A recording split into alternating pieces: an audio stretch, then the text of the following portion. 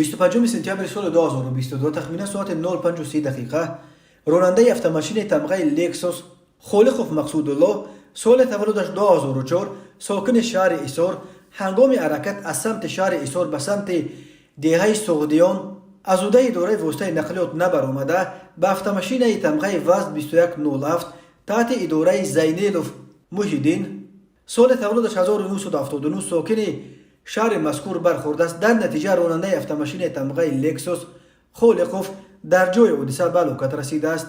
از روی این حادثه تحقیقات ادامه دارد.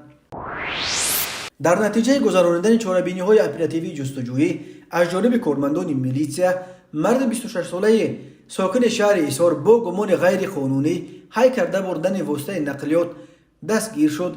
نام برده 25 سپتامبر سال 2022 تخمین ساعت 04:30 دقیقه در حالت مستی قرار داشته автомашین تمغه مرسدس بنز را که به مرد 38 ساله ساکن شهر دوشنبه تعلق دارد از کوچه جبور رسولوف پایتخت غیر قانونی ای کرده برده از عهده اداره واسطه نقلیات نبرآمده به صدمه دچار شده است. از روی این حادثه تفتیشات ادامه دارد. مرکز مطبوعات وزارت کارهای داخلی تاجیکستان از آشکار شدن یک حادثه آدمکشی در نویه واصع خبر داد.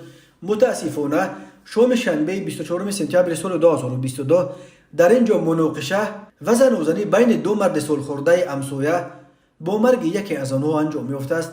بنا به اطلاع وزارت کارهای داخلی در نتیجه برگزار نمودن چاره‌بینی‌های اپراتیوی جستجویی از جانب کارمندان میلیسیا مرد 63 ساله ساکن نویه واصع با گمان قصداً رسانیدن ضرر وزنین به سلامتی که باعث مرگ گردیده است دستگیر کرده شد.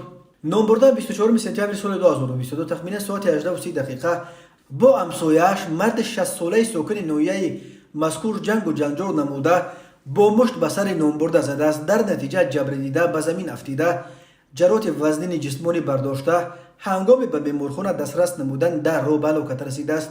گفته می شود در اطلاعیه وزارت کارهای داخلی از روی این حادثه تفتیشات ادامه دارد.